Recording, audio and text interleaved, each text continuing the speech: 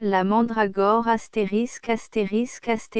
au lecteur table des gravures exemplaires imprimés pour le dépôt légal Grenouille moine lisant le manuscrit de la mandragore Jean Lorrain la mandragore 33 illustrations de Marcel Pille gravées par Deloche, Florian, les deux Froment et Julien Tiner logo de l'éditeur Paris Édouard Pelletan, éditeur 125, boulevard Saint-Germain, 125 MDCCC XX frontispice compte l'on ne s'aborda plus dans les hauts vestibules qu'avec des bouches cousues quand on sut que la reine avait accouché d'une grenouille, ce fut une consternation à la cour, les dames du palais en demeurèrent muettes et l'on ne s'aborda plus dans les hauts vestibules qu'avec des bouches cousues et des regards navrés qui en disaient long, le maître Mire, qui avait procédé à cette belle opération, ne put prendre sur lui d'emporter la nouvelle au roi, il gagna prestement la campagne par une poterne des communs et ne reparut plus. Quant à la reine, à la vue du monstrion issu de ses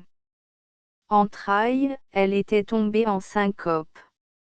Le maître Mire gagna prestement la campagne quand elle en sortit, ce fut pour voir le roi à son chevet, le sourcil froncé et plus effrayant dans son silence qu'au beau milieu de la mêlée quand il écrasait, en tête de ses troupes, les mécréants enturbanés d'Égypte et de Syrie, tout pillards, paillards et païens, son aspect était si terrible que la pauvre reine faillit s'évanouir encore, mais elle commanda à ses sens, vu qu'il y allait de son salut.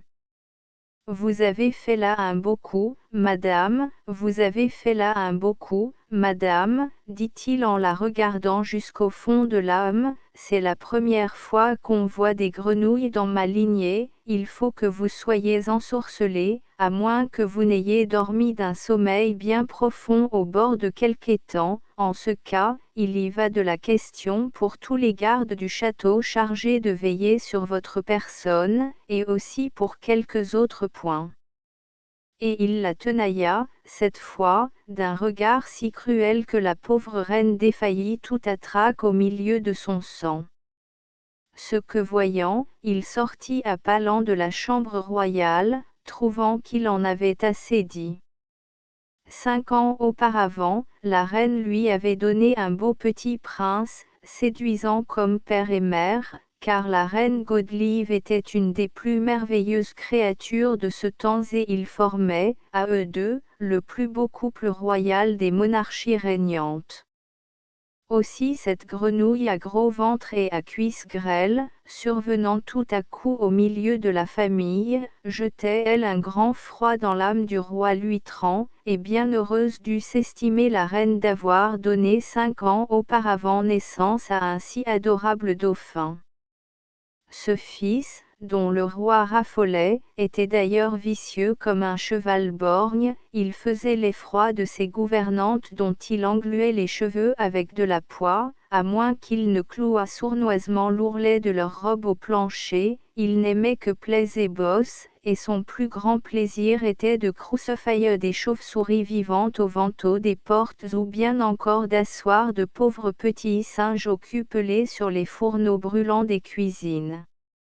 Il faisait l'effroi de ses gouvernantes. Cet enfant promettait déjà d'être un grand brûleur d'hérétiques plus tard.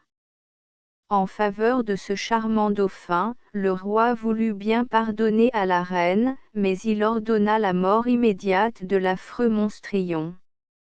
Quand la reine reprit ses esprits, ce fut pour apprendre l'horrible sentence, elle l'accueillit d'un œil sec et sans trop de regret, car elle était orgueilleuse de la beauté des siens et de la sienne plus encore, et sa vanité ulcérée ne pouvait se consoler d'avoir donné le jour à un monstre.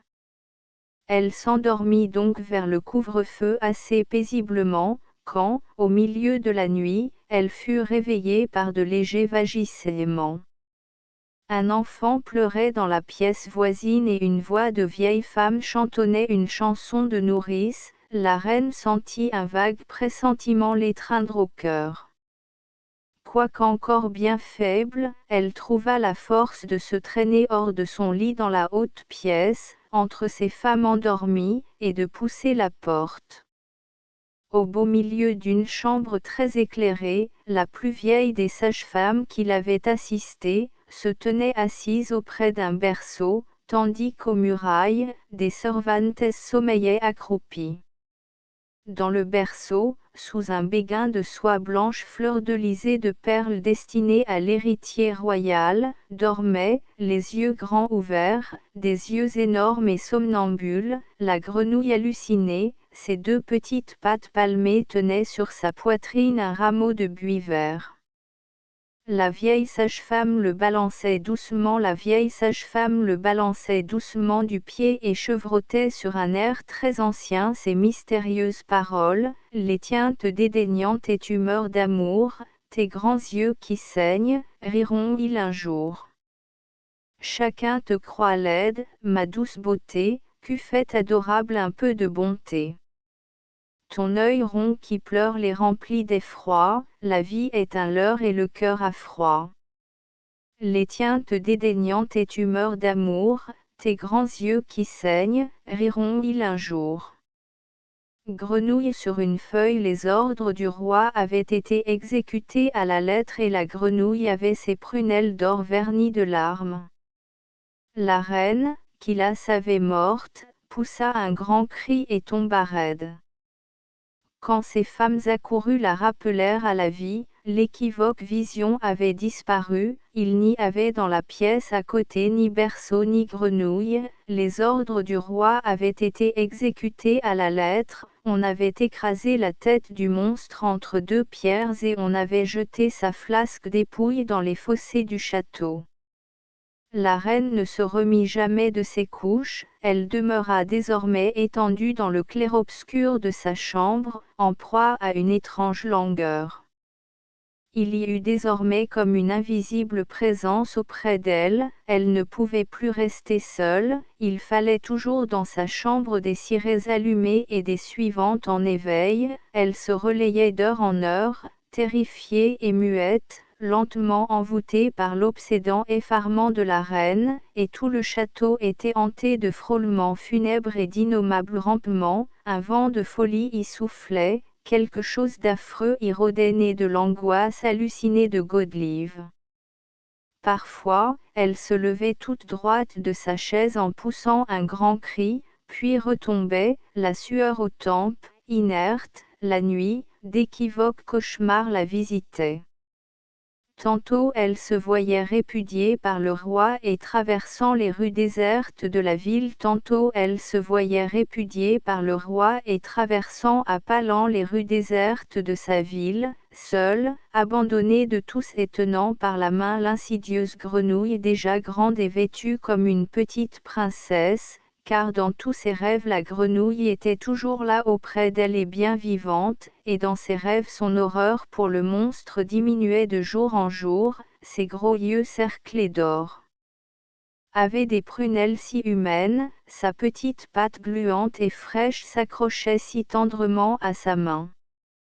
D'autres fois, elle se voyait transportée par des nuits sans lune et chaudes au milieu de plaines sinistres, où ondulaient des herbes pâles au pied de hauts gibets, alors un grand lévrier noir la suivait. Elle errait, pleine d'inquiétude, sous les lourds médrios des potences, une pestilence de charogne pesait dans l'atmosphère, et par la nuit sulfureuse rayée de lueurs d'orage, des vertèbres phosphorescentes transparaissaient, la grenouille s'était évanouie, et elle, reine exilée et déchue, rôdait, comme une louve, au pied des bois de justice pour y surprendre et déterrer l'effroyable racine qui croît au milieu des charniers, la mandragore, la racine obscène et velue, dont les fibrilles affectent la forme de membres grêles et tors écarquillés autour d'une tête de gnome, si l'on peut appeler gnome un ventre ballonné au sexe infâme et béant. Et elle, reine exilée et déchue, rôdait comme une louve et elle, Godelieve, la reine répudiée du trône de Thuringe et la fille des rois de Courlande, elle, la reine très catholique et très chrétienne, errait à minuit dans ses solitudes, au milieu de ses mornes plaines, et l'œil aiguisé, anxieuse, s'arrêtait au pied de chaque potence ou parfois quelque chose de tiède, comme une larme de cire, mais étrangement puante, lui tombait sur la joue. Et les hautes herbes blêmes comme des os de mort, bruissaient doucement autour d'elle, si doucement qu'on eût dit des voix lointaines ou quelque obscur vagissement. Et des pieds de pendu se profilaient déchiquetés et noirs au niveau de ses tempes, parfois un gros orteil mou l'effleurait, l'odeur alors montait plus forte, et des battements d'ailes l'accueillaient dans la nuit, d'oiseaux de proie effarés qu'elle avait réveillés en passant. Et Godelieve continuait d'errer au milieu du charnier et de ses pestilencers, exténuée, défaillante mais hallucinée par son idée fixe et ranimée de minute en minute par l'affreux espoir qu'elle avait au cœur, et de sa main fébrile, elle cherchait le lévrier noir qui marchait dans son ombre et se rassurait en lui flattant les côtes. Il était auprès d'elle, inquiet et flaireur, attiré comme elle au pied des gibets par l'horrible odeur, et parfois un bruit sourd de mâchoire avertissait la reine que le chien avait trouvé, lui, ce qu'il cherchait. Et de sa main fébrile, elle cherchait le lévrier noir et elle, qui n'avait pas trouvé, poursuivait sa ronde d'agonie sous la fétide rosée dégoûtant des potences, au milieu des herbes chuchoteuses, comme des plaintes d'enfants. Et la reine, à travers l'oppression de son rêve, se souvenait, très lucide, quels rites atroces la cabale impose à qui veut s'emparer de la racine magique, attacher un chien vivant à une des fibres de la plante maudite et, tandis que l'animal garrotté se débat, déracinant à chaque mouvement un peu de l'herbe convoitée, le guettait sournoisement dans l'ombre pour, la mandragore à peine hors de terre, se précipiter sur la bête haletante et l'étriper à coups de couteau. La vie de l'animal égorgé passe alors dans la racine hideuse et l'anime du souffle nécessaire aux promptes et sûres incantations. Et la reine s'éveillait, toute baignée de sueur froide, sachant parfaitement pourquoi un lévrier noir la suivait. Maintenant elle s'entourait de mages et de nécromants. Maintenant d'ailleurs, elle s'entourait de mages et de nécromants, un invincible attrait la poussait vers les sciences occultes. On eût dit qu'elle voulait se délivrer d'un charme, qu'elle avait hâte de rompre le cercle étouffant d'un sort. Mais, loin de la guérir, toutes ces consultations ténébreuses exaspéraient son mal, sa curiosité de savoir s'aiguisait fiévreuse et morbide, et rien ne la satisfaisait plus. Le mauvais, maintenant qu'elle s'était à demi donnée à lui, se refusait à son désir, et la grenouille l'obsédait toujours. Dans sa haute chambre toute tendue de vieilles tapisseries, un autre cauchemar la tourmentait aussi. Il lui semblait qu'elle vivait, retirée depuis des années déjà, au milieu des bois, au fond d'un mélancolique manoir. Le peuple et le roi l'avaient oubliée et, dans sa solitude fleurie d'aubépines en avril et de neige l'hiver, elle menait une existence effacée et quasi heureuse en compagnie de la grenouille attentionnée et tendre comme la plus douce des filles. Elle avait fini par se faire à sa repoussante laideur. Dans sa haute chambre toute tendue de vieilles tapisseries et quelque peu obscure, elle vivait là, sans se plaindre, avec le monstre au regard presque humain, toujours coquettement couronné de marguerites des prés et dont la petite patte visqueuse avait pris à la longue des douceurs infinies. Sa honte d'avoir pu engendrer une si monstrueuse créature avec les années s'était atténuée et, les jours de soleil, il lui arrivait d'aller se promener avec la pauvre bête dans les prairies et d'y prendre parfois plaisir.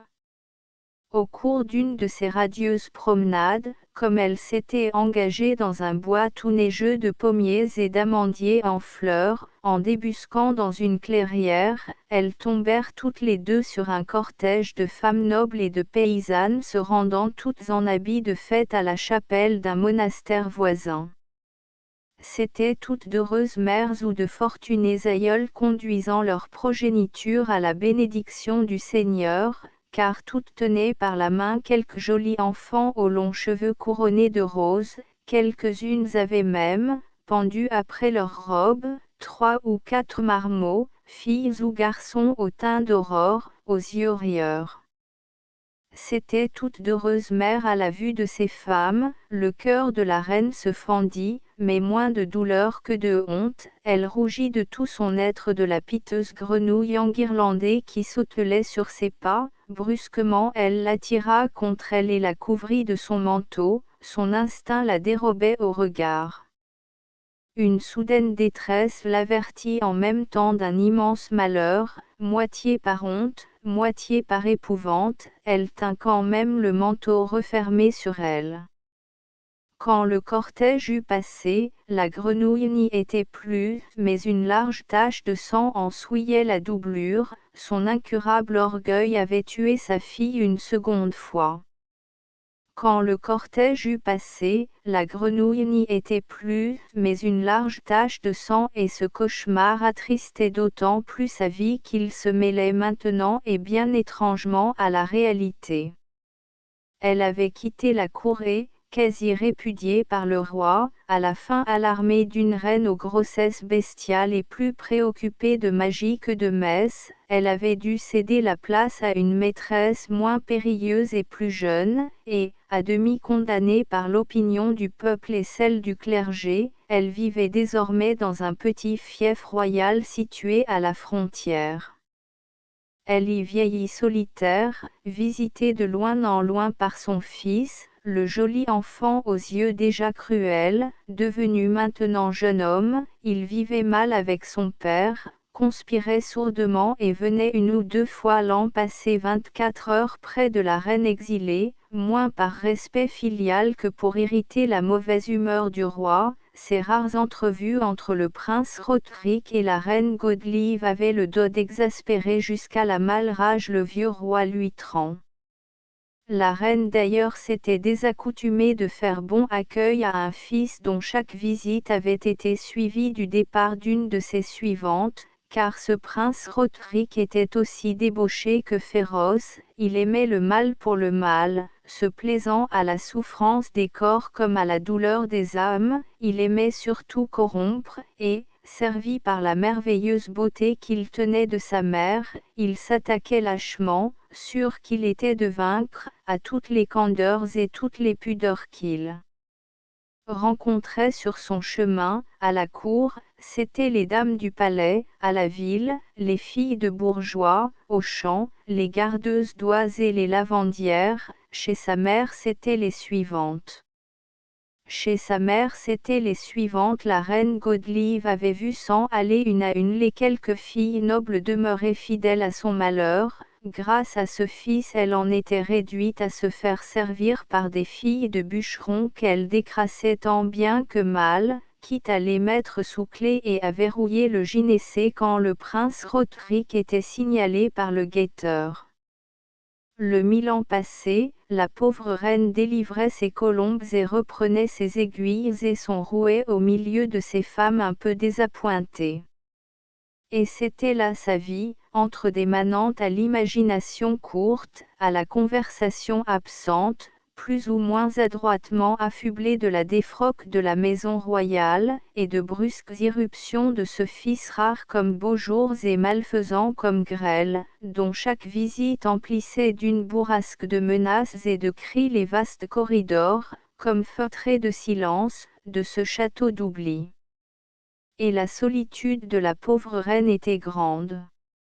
Dans les premiers temps de son séjour, elle avait bien tenté de se distraire en s'adonnant à des pratiques magiques, mais privée du secours de ses astrologues ordinaires, belle et bien traquée et proscrite par un royal édit, elle avait tâtonné dans la ténèbre et abouti, comme résultat, à une personnelle expérience qui l'en avait guérie à tout jamais. Un soir de juin, une pauvresse équivoque. Un soir de juin, une pauvresse équivoque s'était présentée à la poterne du château et là, d'un air mystérieux, les yeux flambants sous sa capuche, avait remis pour la reine un sac de grosses toiles bizarrement scellées. Si l'objet lui déplaît, avait ajouté la mendiante, la reine n'aura qu'à le faire remettre demain, à la nuit close, sur la 3e marche du calvaire de Rifauge, au carrefour des 3 routes. S'il lui plaît au contraire et qu'elle le garde, c'est 300 écus d'or qu'il faudra mettre à la même place, à la même heure demain, mais en tout cas, objet ou argent dans ce même sac scellé, le trésor se défend lui-même. Point. La reine avait gardé l'objet, c'était une sorte de racine fibreuse et velue, affectant la forme d'un crapaud monstrueux ou d'un enfant mort-né. Elle avait en frémissant reconnu une mandragore, la mandragore que de précédents songes lui avaient révélée. L'âme d'un mort habitait cette racine, elle le savait de source certaine et connaissait tous les rites prescrits pour cultiver cette âme et la développer. Enfermée dans un bocal de verre, la racine à forme humaine Dieu ou plutôt l'enfer lui rendait peut-être ainsi la présence réelle de la grenouille massacrée. Elle s'était donc livrée à la culture de la mandragore. Enfermée dans un bocal de verre sombre, la racine à forme humaine y flottait baignée dans un liquide sans nom, une tête de mort ricanait auprès et un grand sablier retourné d'heure en heure y versait le filet continu de son sable. Après une semaine, l'huile du liquide était devenue une sorte de boue rougeâtre couleur de sang. La nuit, la reine se levait pour exposer le bocal aux rayons de la lune, et le jour elle le gardait soigneusement loin de la clarté du soleil, dans un réduit obscur dont elle portait toujours sur elle la clé. 2 fois par semaine, d'étranges mendiants lui apportaient des herbes cueillies dans la campagne, et de jour en jour la tête de la mandragore s'arrondissait, comme des yeux se creusaient dans sa surface plane, et de petites mains palmées palpitaient visiblement au bout de ses fibres hideuses, le charme opérait. Et sa bouche hideuse lui tétait un sein la nuit, la reine laissait la porte de sa chambre ouverte pour l'écouter dormir, car, la nuit, la mandragore, pendant le jour inerte, s'animait et ronflait comme un homme. Ce fut durant une de ces nuits que la reine se débattit sous le plus effroyable cauchemar. Elle rêva qu'une grenouille invraisemblable, énorme, presque humaine de taille, se tenait accroupie sur sa poitrine et l'étouffait lentement de son poids. Elle sentait ses palmes glacées posées sur ses épaules et le froid de son ventre visqueux adhérant au sien. Le cauchemar dura des heures, elle ne s'éveilla qu'à l'aurore, mais le réveil valait le songe. La mandragore, toute gluante de son huile, s'était furtivement esquivée de son bocal et, blottie contre elle, l'étreignait de ses bras grêles, et sa bouche hideuse lui tétait un sein. Elle n'avait fait qu'un cri et, terrifiée d'horreur, avait saisi par un pied la racine membrue et l'avait jetée éperdument par la fenêtre. Elle était tombée en plein soleil dans l'eau miroitante des fossés. Le soir même, un enfant de paysan y était retrouvé noyé, ses petites mains liées dans la chevelure d'une racine inconnue dans le pays. La reine, depuis lors, s'occupait de prières et jamais de magie. Ces épreuves pourtant n'étaient pas près de finir. Un soir d'hiver, des cris et des torches et un soir d'hiver, des cris et des torches et des rumeurs et des cliquetis d'armes à la porte du manoir. C'est le prince Roderick. Il demande le souper et le gîte pour lui et son escorte, mais, cette fois, son audace dépasse toutes les bornes. Il porte en croupe, derrière lui, une ribaude dont la robe de brocart luit étrangement dans la nuit, une ribaude, à moins que ce ne soit quelque fille enlevée et forcée, quelque proie de luxure pour laquelle il réclame alcéove tiède et souper fleuri. La reine, qui écoute son intendant lui rendre compte de la visite, en est toute blême dans sa haute stalle. Dehors, les chevaux s'ébrouent et les cavaliers s'impatientent. La reine, immobile et froide, ne peut se décider à donner l'ordre de lever la herse. La fille est blessée et mourante, elle a du sang partout, sur ses mains et sa robe, c'est un cercueil et un suaire que demande le prince bien plus que des draps et un lit. Point. La reine s'est levée toute droite, elle a donné précipitamment les ordres, a descendu l'escalier du donjon, le cœur en grande angoisse, et vient d'entrer dans la salle basse. Le prince Roderick qui est déjà, ses gens casqués, masqués et gantés de fer sont rangés le long de la muraille.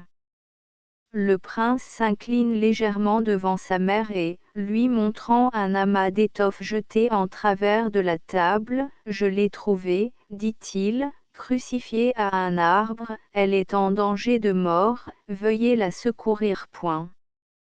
Sur la table de chêne j'y étendue la plus délicieuse créature. Sur la table de chêne j'y étendue la plus délicieuse créature, une blanche et grande jeune fille à l'épaisse crinière éparse, d'un noir d'encre, ses bras, sa gorge et ses jambes sont nus, le brocart de sa robe d'un vert glauque miroite et lui à la lueur des torches.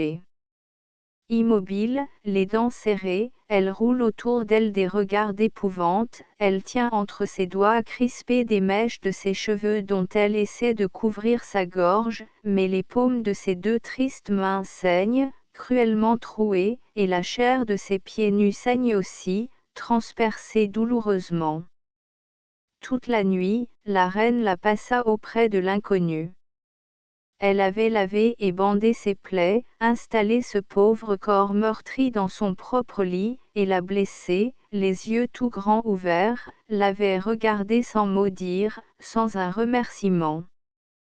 Toute la nuit, la crucifiée de la forêt la passa dans une attitude inquiétante et bizarre, repliée sur elle-même, moins étendue qu'accroupie au milieu des courtines, et pas une plainte, pas un sanglot ne s'exhalait de cette face tragique, et la reine finissait par avoir peur de cette muette dont les prunelles cerclées d'or se dilataient énormes, invraisemblablement lumineuses dans la chambre à peine éclairée. Au-dessous, la promenade incessante du prince remplissait la nuit d'un bruit montant. 2 pas. Des images affreuses se dressaient devant Godelieve du fond de la tapisserie. C'étaient les personnages mêmes de haute lice, damoiseaux corsetés de cuirasses et dames en hénin, mais déformés et ramenés tous à des types de batraciens, et la reine se sentait sombrer dans la folie, rouler dans le vertige. Vers les 4 heures du matin, pourtant, elle s'endormit. À la place même où une femme avait souffert s'étalait une grenouille. Quand elle se réveilla, il faisait grand jour, les rayons d'un rose soleil d'hiver, incendiant le vitrail, baignaient d'une clarté d'ambre le grand lit à colonnes où reposait l'inconnu, mais à la place même où une femme avait souffert toute la nuit s'étalait une grenouille énorme, une grenouille presque humaine et d'autant plus monstrueuse, et cette grenouille était la jeune fille, car elle avait ses 4 pattes. Délicatement bandée de lingers, sous les paupières membraneuses de la bête, la reine reconnaissait les paupières cerclées d'or qui 2 heures avant la terrorisaient, prunelles maintenant singulièrement attendries. Elle reconnaissait enfin la grenouille de ses rêves, celle qui l'obsédait et qu'elle regrettait à travers tout le long cauchemar de sa vie. Au même instant, le prince heurtait à la porte et demandait à être introduit. La grenouille ensanglantée attachait sur la reine 2 grands yeux suppliants, un tremblement d'effroi la secouait toute, et la reine, à travers la porte, ayant fait réponse au prince d'aller l'attendre en bas dans la salle d'armes, Roderick qui descendit en grommelant. Là, devant tous les gens du prince assemblés devant tous les gens du prince assemblés et tous les servants du château, quand la reine, remémorant toute l'histoire de sa vie, eut raconté et ses couches affreuses et les douloureux cauchemars de ses nuits, ceux de ses relevailles et ceux de son exil jusqu'à la sinistre et récente épreuve de la mandragore, comme tous gardaient le silence en proie à l'horreur, et que Roderick, écumant de luxure, s'impatientait et ricanait, la reine, ayant fait à tous signe de la suivre, remontait à sa chambre, en ouvrait la porte grande et conduisait le prince auprès du lit. Et Roderick, étant entré, sentit ses cheveux se dresser sur sa tête, une sueur lourde perle à ses tempes, et Roderick avait peur de comprendre, car il avait reconnu, lui aussi, la grenouille, il l'avait poursuivie et traquée à cheval, et par dérision et férocité, une fois la bête prise, c'était lui-même qui l'avait crucifiée à ce tronc de bouleau où le monstre martyr saignait depuis un âne. Et, dans la pourpre rouillée de la forêt d'octobre, il revoyait le geste et l'inutile élan du monstre, quand parmi la fougère et la ronce, il l'avait fait cerner par ses chiens. Les rabatteurs avertis avaient pu, cette fois, entraîner la bête loin des étangs et, forcée par la meute, la grenouille saignante tentait vainement de grimper à un tronc d'arbre, quand, pareil à une trombe, Roderick avait débouché dans la clairière, à la tête des siens. Alors Roderick l'avait fait saisir par ses hommes, son alezan s'était arrêté net, et les Bassets et les Danois eux-mêmes n'osaient approcher, les babines retroussées sur les crocs, flaireurs et hésitant à mordre, la bête fluide et verte leur répugnait. Alors Roderick l'avait fait saisir par ses hommes, étalés, pantelantes, le long du bouleau et, tandis que les piqueurs donnaient du corps, il l'avait cloué lui-même à l'arbre avec 4 flèches de son carquois fichées dans l'écorce, le sang et les larmes. Il tirait son épée et, avec un rire sauvage, la lançait à travers la haute pièce, et c'était cette bête ensorcelée qu'il poursuivait aujourd'hui de son désir infâme, c'était cette princesse de marécage que convoitait sa luxure, il était de race maudite comme elle sûrement envoûtée par un horrible charme, puisqu'ils étaient tous deux sortis des mêmes entrailles, issus du même sang. Enveloppant alors du même regard haineux la grenouille et sa mère, il tirait son épée et, avec un rire sauvage, la lançait à travers la haute pièce sur le monstre saignant. La reine, avec un grand cri, s'était jetée au-devant du lit. L'épée traversait la chambre comme une lueur et allait s'engouffrer dans la haute verrière qui volait en éclats, mais, en passant, le glaive avait touché la reine à l'épaule, et Godelieve s'affaissait au pied du lit royal, sa robe teinte de sang. Tous les assistants, éperdus d'horreur, avaient fui, le prince, un moment demeuré seul devant ces 2 corps pantelants, poussait tout à coup un grand cri et, tournoyant sur lui-même, allait buter du front contre la muraille, tâtonnait effaré, trouvait enfin la porte, il avait disparu. Par le vitrail éventré, la neige du dehors pénétrait, le château était maintenant désert, une panique l'avait vidé, et sous le cintre des poternes et sous la voûte des porches, laissés béants sur la campagne, la neige, qui depuis le matin floconnait, muette et lente, s'amoncelait aux rinceaux des colonnettes de pierre, aux figures en relief des chapiteaux de piliers. Dans la haute chambre déjà crépusculaire, les 2 corps gisaient à l'abandon, mais tous les 2 vivaient. Par le vitrail éventré, la neige du dehors pénétrait dans la pièce, veloutant d'un duvet les courtines de soie toutes brillantes d'éclats de verre, et sous la fraîcheur de la neige la reine évanouie se ranimait peu à peu. Une petite main glacée serrait convulsivement la sienne et, dans la chambre obscure, où de l'ombre se tassait, la reine sentait peu à peu tiédir entre ses doigts crispés la petite main froide qui les serrait, la reine sentait pénétrer en elle une exquise douceur, mais elle gardait ses yeux clos et demeurait nonchalamment affaissée, et à cause de sa blessure, dont elle craignait de réveiller la souffrance, et à cause de cette petite main à l'humaine chaleur. Et cela dura des heures ou des siècles, quand d'étranges petites voix lointaines, non, plutôt étouffées, la tirèrent doucement de sa torpeur, et ces voix disaient, « La princesse Ranaïde va mourir. » Et d'autres répondaient, « La reine Godelieve est-elle pardonnée ? » Et les voix reprenaient, le sang lave le sang. La souffrance absout, la douleur purifie. La neige est un doux linceul. Puis d'autres voix, comme sorties de l'épaisseur des murs, disaient dans un étrange colloque, les unes après les autres, c'est ainsi que l'orgueil d'une race s'expie. Le ciel est superbe. Le cœur des grands est dur. La pitié fleurit chez les humbles. Trop d'arrogance enfante les monstres, mais la neige est un doux linceul. Et, comme en un refrain, toutes les voix reprenaient, la princesse Ranaïde va mourir. Et dans la nuit de ses paupières la reine sommeillante revoyait toute sa vie, comprenait maintenant le sens de ses cauchemars, c'est la vie même qu'elle eût vécue et menée avec sa fille. Si elle avait su la défendre au berceau contre la mort, quels crimes et quels malheurs n'eût-elle pas évités.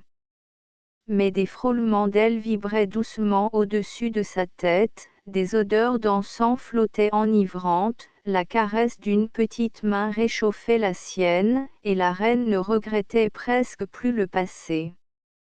On était à la veille de Noël, tout à coup des sons de cloches chantèrent dans la nuit, un flocon de neige plus gros vint se poser sur son visage, et la reine ouvrit les yeux en se rappelant soudain qu'on était à la veille de Noël, elle regarda curieusement autour d'elle.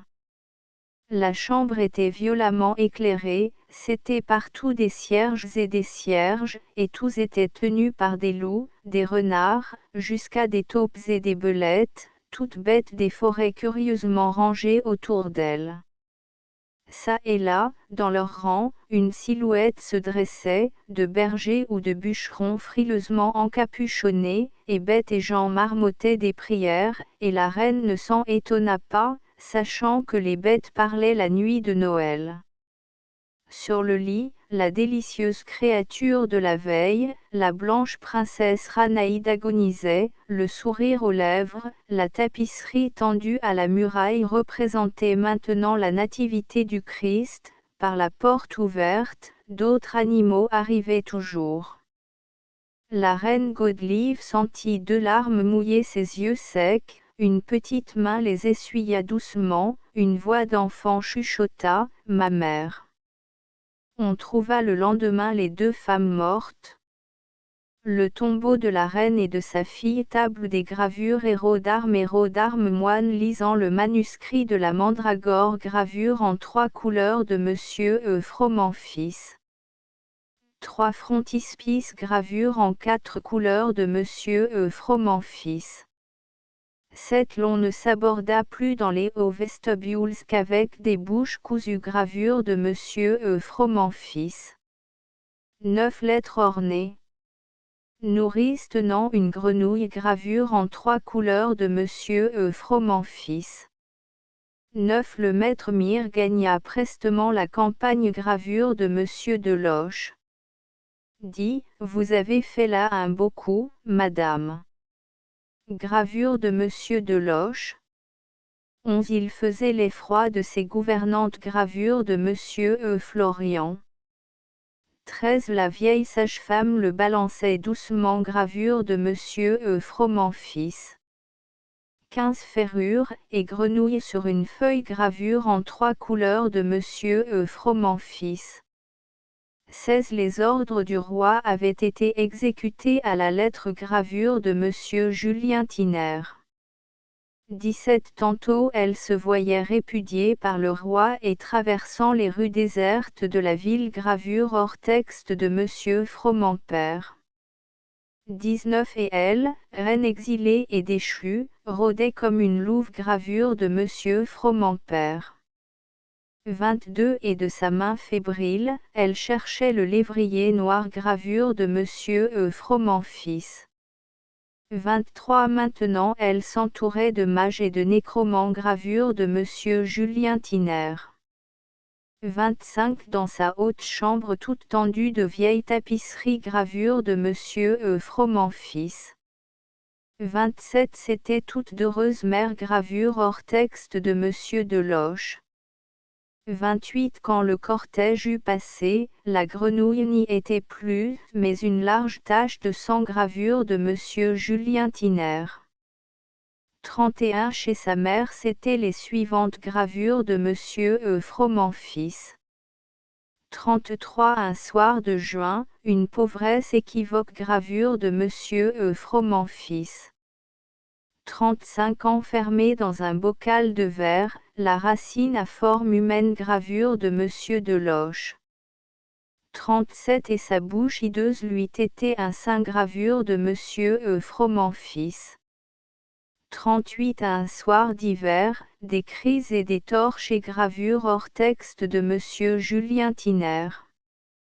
41 Sur la table de chêne j'y étendue la plus délicieuse créature gravure de Monsieur Florian. 43 À la place même où une femme avait souffert s'étalait une grenouille gravure de Monsieur Julien Tiner.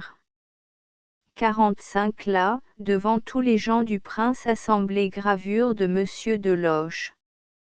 47 Alors Roderick l'avait fait saisir par ses hommes gravure de Monsieur Froment fils. 49 Il tirait son épée et, avec un rire sauvage, la lançait à travers la haute pièce gravure de Monsieur Julien Tiner. 50 Par le vitrail éventré, la neige du dehors pénétrait gravure de Monsieur Deloche. 52 On était à la veille de Noël gravure de Monsieur Deloche.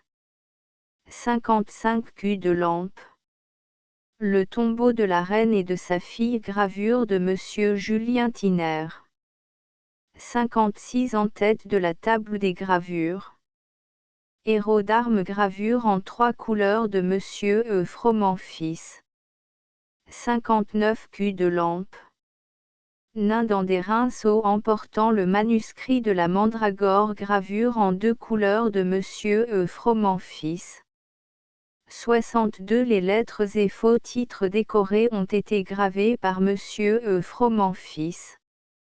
Nain dans des rinceaux emportant le manuscrit de la mandragore c'est cette édition tirée à 153 exemplaires numérotés à la presse, en chiffres arabes astérisques, et 40 exemplaires de présent, en chiffres romains a été achevé d'imprimer le 10 mai 1899, sur les presses à bras de Lahure, Monsieur Ouivet étant prote des machines et Messieurs Marpon et Dupont Précieuses.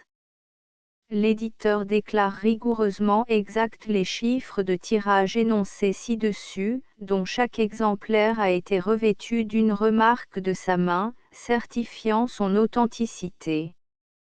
Les bois des gravures ont été distribués aux premiers souscripteurs des exemplaires sur grand papier, sauf un destiné au musée des arts décoratifs.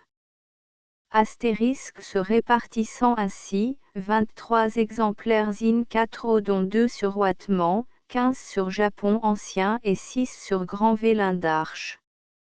Étage 130 exemplaires in 8 au raisin, dont 20 sur Chine et 110 sur Vélin du Marais filigrané H.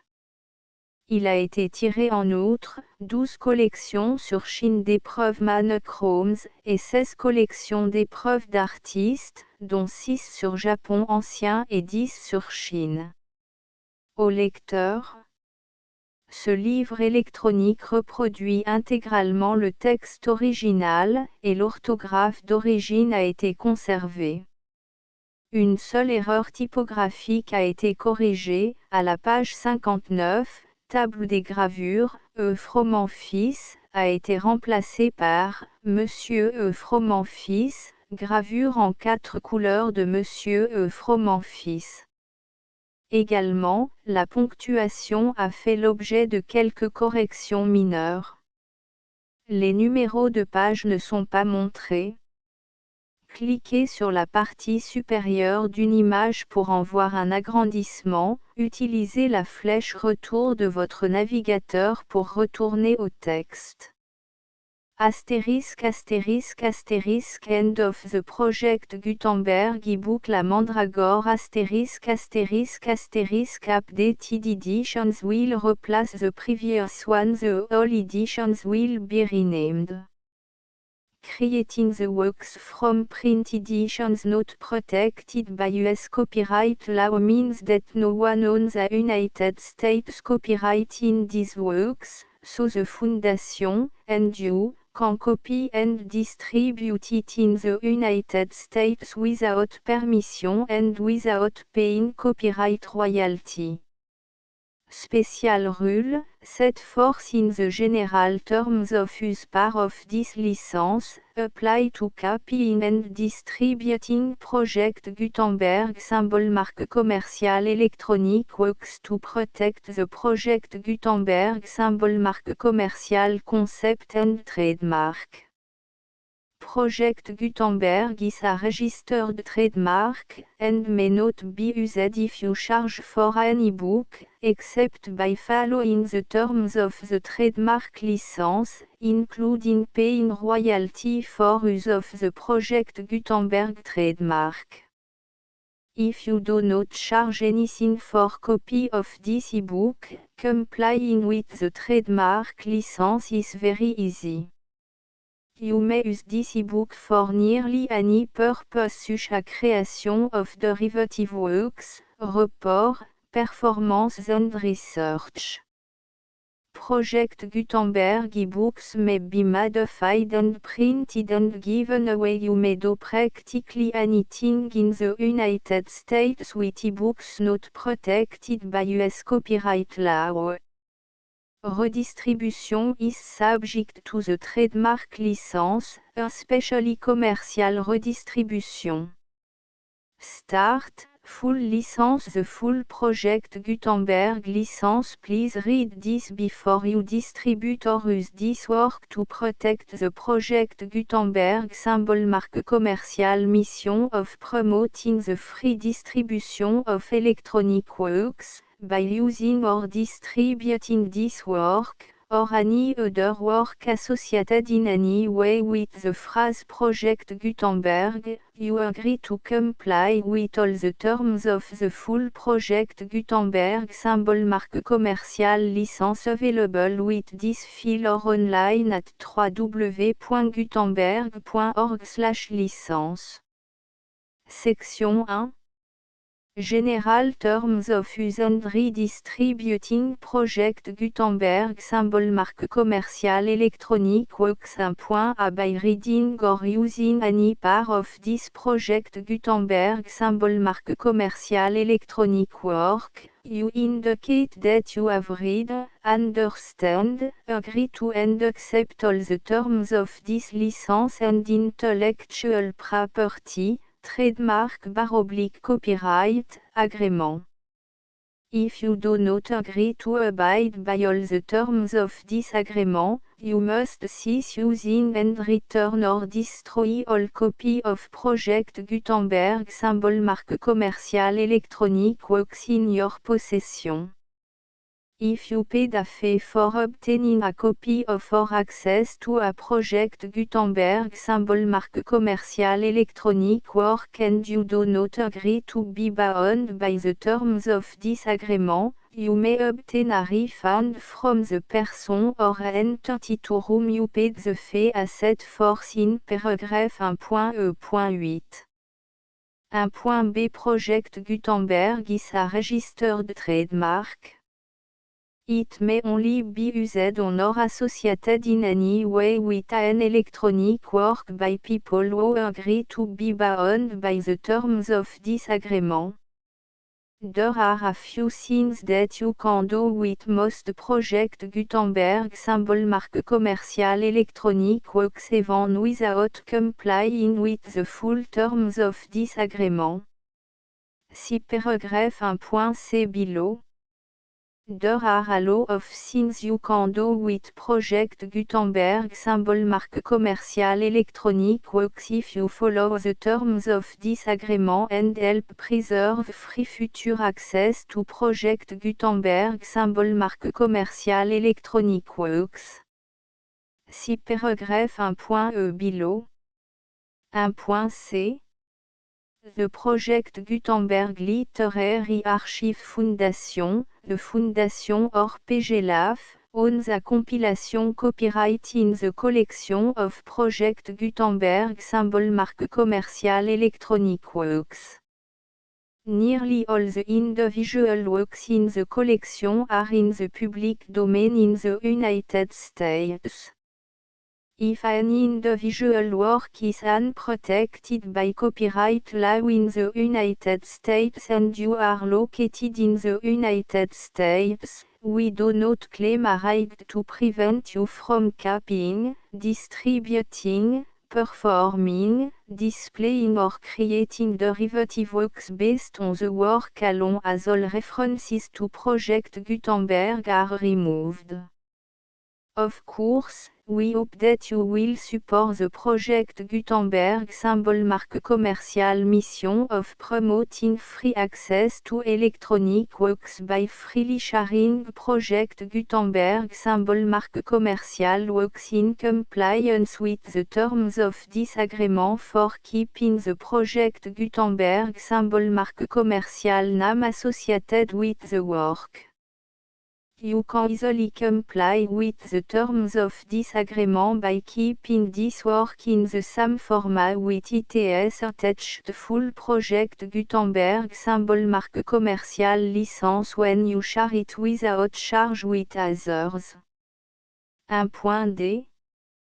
The copyright laws of the place where you are located also govern what you can do with this work. Copyright laws in most countries are in a constant state of change. If you are outside the United States, check the laws of your country in addition to the terms of this agreement before downloading, copying, displaying, performing, distributing or creating derivative works based on this work or any other Project Gutenberg symbol marque commercial work. The Foundation makes no representations concerning the copyright status of any work in any country other than the United States. 1.e Unless you have removed all references to Project Gutenberg. 1.e.1 The following sentence, with active links to, or other immediate access to, the full Project Gutenberg symbol marque commercial license must appear prominently whenever any copy of a Project Gutenberg symbol marque commercial work, any work on which the phrase Project Gutenberg appears, or with which the phrase Project Gutenberg is associated, is accessed, displayed, performed, viewed, copied or distributed. This ebook is for the use of anyone anywhere in the United States and most other parts of the world at no cost and with almost no restriction whatsoever. You may copy it, give it away or reuse it under the terms of the Project Gutenberg license included with this ebook or online at www.gutenberg.org. If you are not located in the United States, you will have to check the laws of the country where you are located before using this ebook.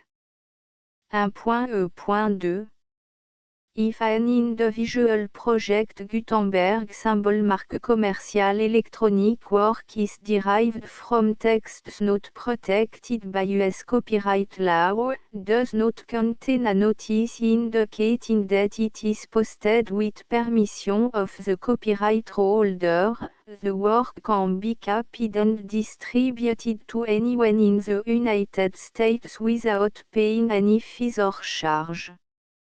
If you are redistributing or providing access to a work with the phrase Project Gutenberg associated with or appearing on the work, you must comply either with the requirements of paragraphs 1.e.1 through 1.e.7 or obtain permission for the use of the work and the Project Gutenberg symbol marque commercial trademark as set forth in paragraphs 1.e.8 or 1.e.9.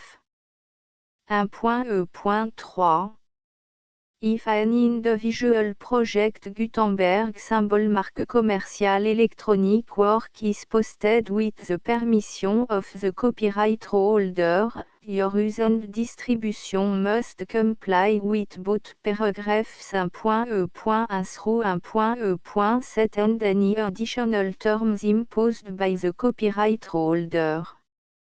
Additional terms will be linked to the project Gutenberg symbol marque commercial license for all works posted with the permission of the copyright holder found at the beginning of this work. 1.e.4 Do not unlink or detach or remove the full project Gutenberg symbol marque commercial license terms from this work, or any file containing a part of this work or any other work associated with project Gutenberg symbol marque commercial. 1.e.5 Do not copy, display, perform, distribute or redistribute this electronic work, or any part of this electronic work, without permanently displaying the sentence set forth in paragraph 1.e.1 with active links or immediate access to the full terms of the project Gutenberg symbol marque commercial license. 1.e.6 You may convert to and distribute this work in any binary, compressed, marked up, non-proprietary or proprietary form, including any word processing or hypertext form. However, if you provide access to or distribute copy of a project Gutenberg symbol marque commercial work in a format other than plain vanilla ASCII or other format used in the official version posted on the official project Gutenberg symbol marque commercial website, www.gutenberg.org you must, at no additional cost, fee or expense to the user, provide a copy, a means of exporting a copy, or a means of obtaining a copy upon request, of the work in its original plain vanilla ASCII or other form. Any alternate format must include the full project Gutenberg symbol marque commercial license as specified in paragraph 1.e.1. 1.e.7 Do not charge a fee for access to, viewing, displaying, performing, copying or distributing any project Gutenberg symbol marque commercial works unless you comply with paragraph 1.e.8 or 1.e.9. 1.e.8 You may charge a reasonable fee for copy of or providing access to or distributing project Gutenberg symbol marque commercial electronic works provided that you pay a royalty fee of 20% of the gross profit you derive from the use of project Gutenberg symbol marque commercial works calculated using the method you already use to calculate your applicable tax. The fee is owed to the owner of the project Gutenberg symbol marque commercial trademark, BU et HAS agreed to donate royalty under this paragraph to the project Gutenberg Literary Archive Foundation. Royalty payment must be paid within 60 days following each date on which you prepare, or are legally required to prepare, your periodic tax returns. Royalty payment should be clearly marked association to the project Gutenberg Literary Archive Foundation at the address specified in section 4, Information about donation to the project Gutenberg Literary Archive Foundation. You provide a full refund of any money paid by a user who notifies you in writing, or by email, within 30 days of receipt that et does not agree to the terms of the full project Gutenberg symbol marque commercial license. You must require such a user to return or destroy all copy of the works possessed in a physical medium and discontinue all use of and all access to other copy of Project Gutenberg symbol mark commercial works. You provide, in accordance with paragraph 1.f.3, a full refund of any money paid for a work or a replacement copy, if a defect in the electronic work is discovered and reported to you within 90 days of receipt of the work. You comply with all other terms of this agreement for free distribution of Project Gutenberg symbol mark commercial works. 1.e.9 If you wish to charge a fee or distribute a Project Gutenberg symbol mark commercial electronic work or group of works on different terms than are set forth in this agreement, you must obtain permission in writing from the Project Gutenberg Literary Archive Foundation, the manager of the Project Gutenberg symbol mark commercial trademark. Contact the Foundation à set forth in section 3 below. 1.f1.f.1 Project Gutenberg volunteers and employees expend considerable effort to identify, do copyright research on, transcribe and proofread works not protected by US copyright law in creating the Project Gutenberg symbol mark commercial collection. Despite these efforts, Project Gutenberg symbol mark commercial electronic works, and the medium on which they may be stored, may contain defects such as, but not limited to, incomplete, inaccurate or corrupt data, transcription errors, a copyright or other intellectual property infringement, a defective or damaged disk or other medium, a computer virus, or computer code that damage or cannot be read by your equipment.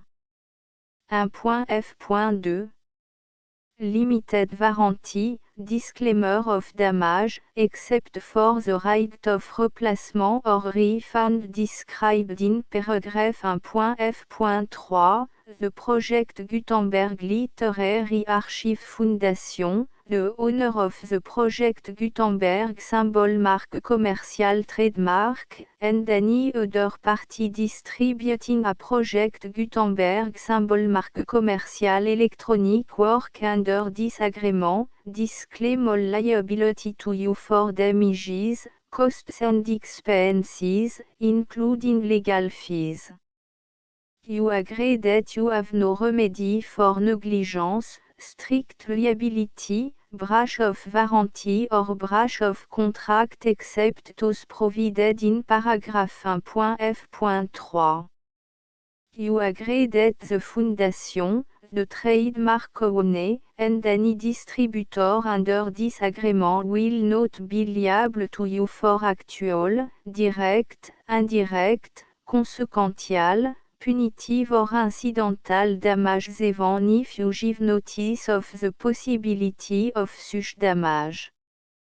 1.f.3 Limited right of replacement or refund, if you discover a defect in this electronic work within 90 days of receiving it, you can receive a refund of the money, if any, you paid for it by sending a written explanation to the person you received the work from.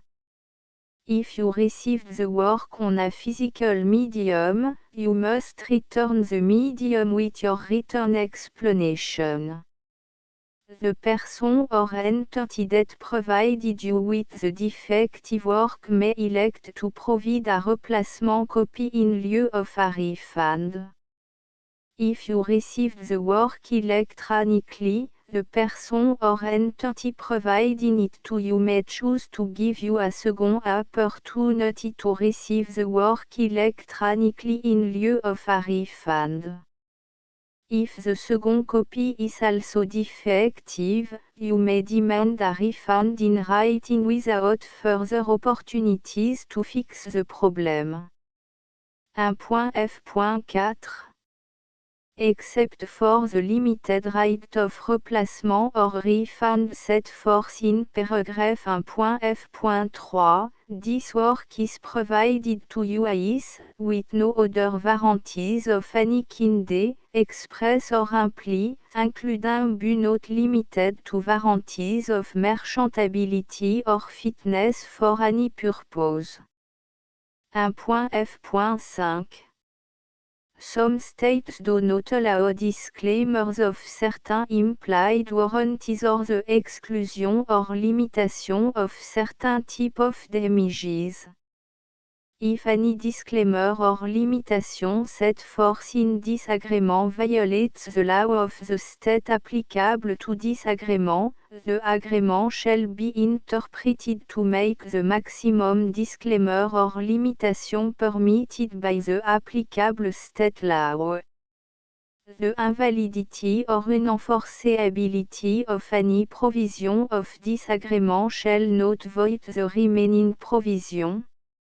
1.f.6 Indemnity, you agree to indemnify and hold the foundation, the trademark owner, any agent or employee of the foundation, anyone providing copy of Project Gutenberg symbol marque commercial electronic works in accordance with this agreement, and any volunteers associated with the production, promotion and distribution of Project Gutenberg symbol marque commercial electronic works, harmless from all liability, costs and expenses, including legal fees, that arise directly or indirectly from any of the following which you do or cause to occur. A. Distribution of this or any Project Gutenberg symbol marque commercial work. B. Alteration, modification, or addition or deletions to any Project Gutenberg symbol marque commercial work. And C. Any defective cause. Section 2. Information about the mission of Project Gutenberg symbol marque commercial. Project Gutenberg symbol marque commercial is synonymous with the free distribution of electronic works in format readable by the widest variety of computers including obsolete, old, middle-aged and new computers. It exists because of the effort of hundreds of volunteers and donations from people in all walks of life. Volunteers and financial support to provide volunteers with the assistance they need are critical to reaching Project Gutenberg symbol marque commercial's goals and ensuring that the Project Gutenberg symbol marque commercial collection will remain freely available for generations to come. In 2001, the Project Gutenberg Literary Archive Foundation was created to provide a secure and permanent future for Project Gutenberg symbol marque commercial and future generations. To learn more about the Project Gutenberg Literary Archive Foundation and how your efforts and donations can help, see section 3 and 4 and the Foundation information page at www.gutenberg.org. Section 3. Information about the Project Gutenberg Literary Archive Foundation. The Project Gutenberg Literary Archive Foundation is a non-profit 501, c3, educational corporation organized under the laws of the state of Mississippi and granted tax-exempt status by the Internal Revenue Service. The Foundation SEIN or Federal Tax Identification Number is 64 à 6 221 541. Contribution to the project Gutenberg Literary Archive Foundation are tax deductible to the full extent permitted by US federal laws and your state's laws. The Foundation's business office is located at 809 North 1500 West, Salt Lake City, U84116, 801, 596 à 1887. Email contact links and up-to-date contact information can be found at the Foundation's website and official page at www.gutenberg.org/contact section 4. Information about donation to the project Gutenberg Literary Archive Foundation Project Gutenberg symbol marque commercial depends upon and cannot survive without widespread public support and donation to carry out its mission of increasing the number of public domain and licensed works that can be freely distributed in machine-readable form accessible by the widest array of equipment including outdated equipment. Many small donations, $1 to $5,000, are particularly important to maintaining tax-exempt status with the IRS. The Foundation is committed to complying with the laws regulating charities and charitable donations in all 50 states of the United States. Compliance requirements are not uniform and it takes a considerable effort, much paperwork and money fees to meet and keep up with these requirements. We do not solicit donations in locations where we have not received written confirmation of compliance. To send donation or determine the status of compliance for any particular state, visit www.gutenberg.org/donate. While we cannot and do not solicit contribution from states where we have not met the solicitation requirements, we know of no prohibition against accepting unsolicited donation from donors in such states who approach us with offers to donate. International donations are gratefully accepted, but we cannot make any statements concerning tax treatment of donations received from outside the United States. US laws alone swamp for small staff. Please check the Project Gutenberg web page for current donation methods and addresses. Donations are accepted in a number of other ways including checks, online payments and credit card donation. To donate, please visit www.gutenberg.org/donate. Section 5. Général information about Project Gutenberg symbol marque commercial electronic works. Professor Michael S. R. was the originator of the Project Gutenberg symbol marque commercial concept of a library of electronic works that could be freely shared with anyone. For 40 years, he produced and distributed Project Gutenberg symbol marque commercial e-books with only a loose network of volunteer support. Project Gutenberg symbol marque commercial e-books are often created from several printed editions, all of which are confirmed and not protected by copyright in the US unless a copyright notice is included. Thus, we do not necessarily keep e-books in compliance with any particular paper edition. Most people start at our website which has the main page search facility, www.gutenberg.org.